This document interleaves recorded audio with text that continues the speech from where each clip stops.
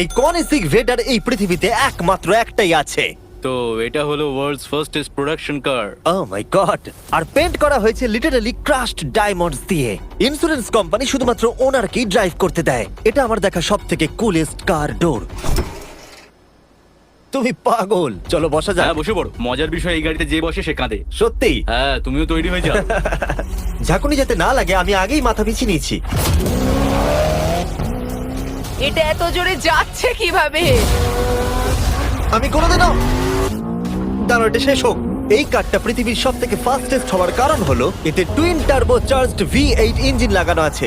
আর এর পুরো ফ্রেমটা তৈরি হয়েছে এয়ার কোর কার্বন ফাইবার দিয়ে, যেটা এর ওজনকে ল্যাম্বরগিনির থেকে 5000 পাউন্ডস কম করেছে। আমি এরকম জিনিসের আগে কখনো দেখিনি।